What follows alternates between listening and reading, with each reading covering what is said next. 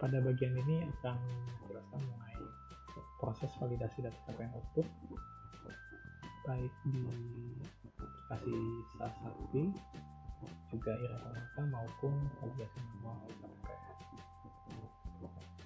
Nah, dalam hal ini terdapat dua layer validasi yang akan menentukan nanti status data capaian output apakah terkonfirmasi atau tidak terkonfirmasi. Nah, tapi sebelum masuk ke validasinya, perlu diperhatikan bahwa pada pengisian capaian output ini merupakan syarat untuk melakukan rekonsiliasi laporan keuangan, karena ADK capaian output ini harus dibawa dalam satu paket dengan ADK-LK dan BMN untuk direkonsiliasi di aplikasi Irekon, sehingga memang mau tidak mau satu harus mengisi data capaian outputnya. Nah, dalam praktiknya memang pengisian datanya dilakukan meskipun data-datanya masih dirasa belum tepat gitu ya, menggambarkan capaian dari suatu output satuan kerja, karena masih banyak data-data yang dinilai kurang wajar atau anomali. Nah, untuk mendorong kualitas data, kewajaran datanya, maka akan dilakukan validasi by system tahap 1, di mana validasi ini akan dilakukan yang pertama di aplikasi SaaS dan Sakti. Pada saat melakukan penginputan data capaian output, aplikasi SaaS dan Sakti akan memberikan early warning untuk data-data capaian output yang secara kuantitatif itu anomali. Nanti akan dicontohkan bagaimana data anomali kuantitatif, lalu melalui proses validasi pertama ini akan ditentukan status konfirmasi data capaian output di Irekon. Jadi pada saat data dikirimkan ke Irekon berdasarkan isian data dari satuan kerja itu akan diberikan status awal apakah data tersebut terkonfirmasi atau tidak terkonfirmasi. Nah, apabila data tersebut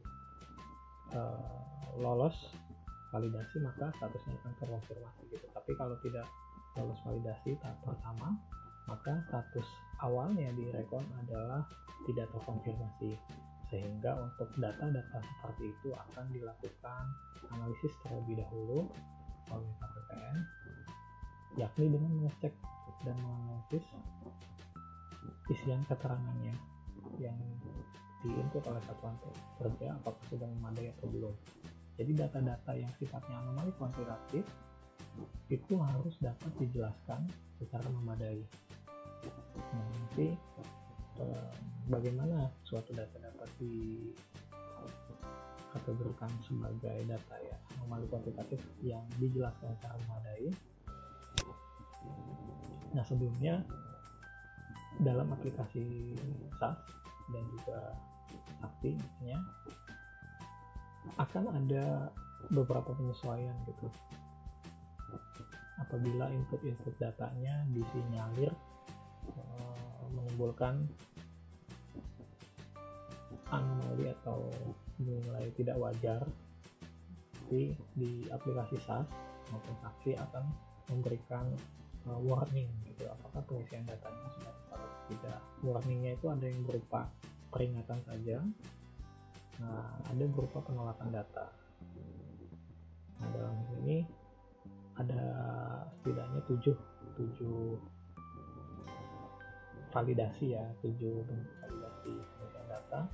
Kalau misalnya pengisian progres capaian outputnya lebih dari 100%, nah, itu input akan ditolak. Jadi pengisian datanya itu antara rentang 0 sampai dengan 100. Jadi tidak bisa diisi progresnya itu lebih dari 100%. Lalu yang kedua, apabila RVK-nya itu diisi lebih dari 1,5 kali dari target kinerja, misalnya target kinerjanya adalah 10 dokumen, lalu RVK-nya diisi 16, lebih dari 1,5 kalinya, maka inputnya akan ditolak, dimana maksimal pengisian RVK-nya ini adalah 1,5 kali dari target keluaran. Lalu keterangan harus diisi. Semua data output keterangannya harus diisi. Apabila tidak diisi maka itu data tidak valid. Lalu yang keempat adalah apabila pengisian PCO-nya tadi secara kumulatif itu menyebabkan atau memunculkan gap sebesar 20%, tadi gap antara PCO dengan persentase penggunaan anggaran selisihnya lebih dari 20%. Untuk non output strategis maka inputnya bisa diterima tapi akan diberikan warning terlebih dahulu apakah yakin dengan isian datanya. Lalu untuk pengisian PCO-nya apabila gap-nya itu lebih kecil dari 20%, artinya progres capaiannya itu lebih rendah 20% dari persentase penyerapan anggarannya atau capaian kinerja terlalu rendah, itu akan muncul juga warning gitu. Nah, khusus untuk output strategis, batasan warningnya juga validasinya nanti adalah 5 dan minus 5%. Artinya kalau misalnya gap-nya itu lebih besar dari 5% untuk output strategis maka dia akan memberikan warning. Ini juga validasinya. Nanti akan dijelaskan lebih lanjut.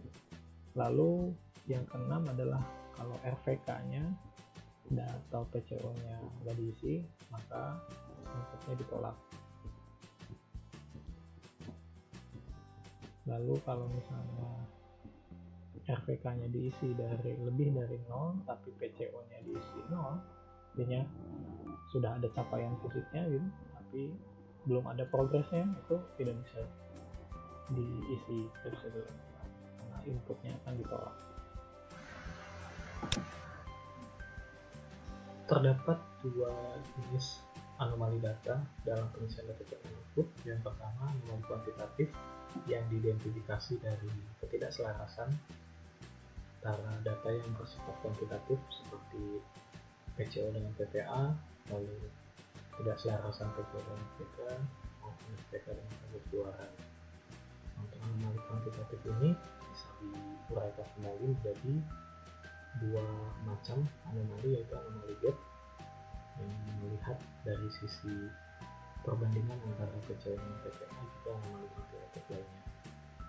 Anomali kuantitatif yang tidak disertai dengan keterangan yang memadai maka akan berubah statusnya menjadi anomali keterangan, atau dengan kata lain data capaian output yang bersifat anomali kuantitatif yang tidak disertai dengan keterangan yang memadai. Untuk anomali kuantitatif dihitung berdasarkan data-data yang bersifat kuantitatif tadi, yakni anomali gap, yaitu capaian kinerja terlalu tinggi dan capaian kinerja terlalu rendah, juga anomali kuantitatif lainnya. Misalnya di sini untuk anomali kuantitatif lainnya progres capaian outputnya sudah 100%, namun capaian volumenya di bawah target output. Untuk anomali gap, yaitu capaian kinerja terlalu tinggi dan capaian kinerja terlalu rendah, perlu diperhatikan bahwa ada standar yang berbeda untuk output strategis dan non-output strategis.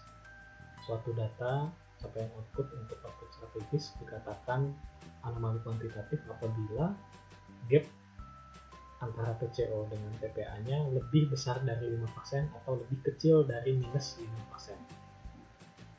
Sementara untuk non-output strategis atau output lainnya adalah lebih besar dari 20% atau lebih kecil dari minus 20%. Contohnya misalnya untuk output strategis apabila PCO-nya 72%, sementara PPA-nya baru 66%, ada gap sebesar 6%, maka data tersebut teridentifikasi sebagai data output anomali kuantitatif dengan capaian kinerja terlalu tinggi karena PCO-nya lebih tinggi dari PPA dengan gap sebesar 6%. Kalau gap-nya masih 4%, maka dia tidak akan diidentifikasi sebagai data kuantitatif. Lalu contoh yang Kedua, misalnya PCO-nya 55%, sementara PPA-nya 64%. Artinya penyerapan anggarannya di sini yang lebih tinggi dibandingkan dengan PCO-nya. Gap-nya adalah sebesar minus 9%, sehingga bisa dikatakan capaian kinerjanya terlalu rendah, dan untuk data seperti ini akan teridentifikasi sebagai data yang anomali kuantitatif. Untuk non-output strategis, contohnya adalah seperti ini. Apabila PCO-nya 82%, sementara PPA-nya 50%, sehingga ada gap sebesar 32%, maka data tersebut akan teridentifikasi sebagai anomali kuantitatif. Atau lainnya, apabila PCO-nya sebesar 40%, namun persentase penyerapan anggarannya sudah 80%, akan teridentifikasi juga sebagai output anomali kuantitatif. Output anomali kuantitatif ini bisa diinput dalam aplikasi, namun harus dijelaskan. Nah, dalam hal pengisian data tersebut merupakan data yang bersifat anomali kuantitatif, maka dalam aplikasi disediakan referensi. Ada 9 referensi yang disediakan saat ini yang dapat digunakan untuk menjelaskan kenapa data anomali kuantitatif itu terjadi. Jadi untuk anomali kuantitatif dengan capaian kinerja terlalu besar, apabila pengisian datanya mengakibatkan kondisi tersebut, maka akan muncul referensi 01, 02, 03, dan 04. Lalu untuk yang capaian kinerja terlalu rendah akan muncul referensi 04, 05, 06, dan 08. Lalu untuk anomali kuantitatif lainnya akan muncul 07. Dan untuk semua kondisi akan muncul referensi 99 lainnya. Untuk penjelasan terkait referensi, silakan dibaca juknis terkait pengisian data capaian output Satuan Kerja Kementerian Lembaga tahun 2020. Nah, yang perlu diperhatikan adalah bahwa untuk output anomali kuantitatif yang menggunakan referensi lainnya, artinya kalau di sini bisa dikatakan bahwa referensi yang ada ini dinilai belum bisa menjelaskan anomali kuantitatif, jadi perlu dijelaskan atau diterangkan gitu ya dengan uraian yang lain, maka gunakan referensi 99 lainnya, dan isian keterangannya akan diisi secara manual oleh user, yang mana nantinya output tersebut, data output tersebut yang akan menjadi objek dari validasi manual atau konfirmasi dari KPPN. KPPN akan mengecek isian keterangan untuk output anomali kuantitatif yang menggunakan referensi 99, sehingga perlu dipastikan bahwa isian keterangannya sudah memadai sehingga KPPN bisa melakukan bisa mengubah status data capaian output itu dari tidak terkonfirmasi menjadi terkonfirmasi. Sementara untuk output kuantitatif, anomali kuantitatif yang menggunakan referensi selain 99, maka dia akan terbaca sebagai output yang terkonfirmasi dalam sistem. Untuk pengisian keterangannya, terutama untuk data capaian output yang masih anomali kuantitatif dan menggunakan referensi 99, maka distandarisasi kriteria minimal yang perlu dicantumkan dalam keterangan. Nah, sebelumnya, isian keterangan adalah wajib diisi untuk seluruh data capaian output. Selain juga data terkait RPK-nya, PCO-nya, dan juga referensi yang muncul apabila ada kondisi anomali kuantitatif. Sementara kalau datanya itu, pengisian datanya tidak bersifat anomali kuantitatif, referensi ini tidak akan muncul.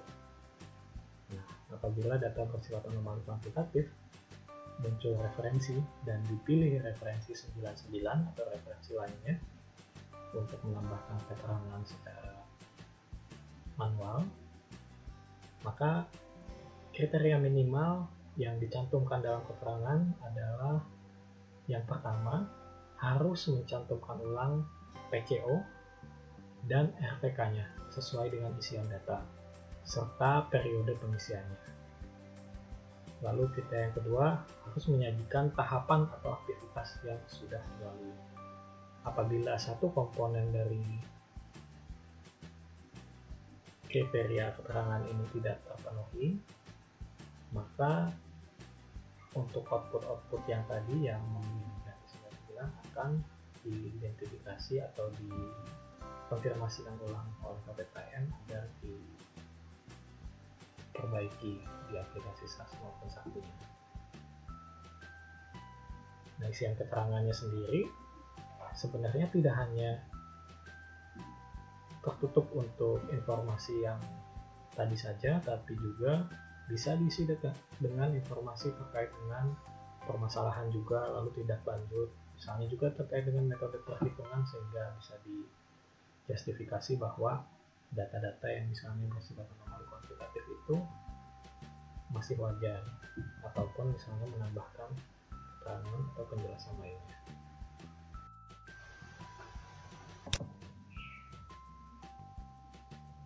Contoh pengisian keterangan juga biasanya oleh KPPN, misalnya untuk output berupa layanan sarana dan prasarana internal. Di sini outputnya masuk klasifikasi non-output strategis, di mana pengisian datanya menyebabkan gap minus 26,7%, PCO-nya lebih rendah daripada PPA, dan user misalnya memilih referensi 99 lainnya. Lalu mengisi keterangan dengan uraian sebagaimana berikut.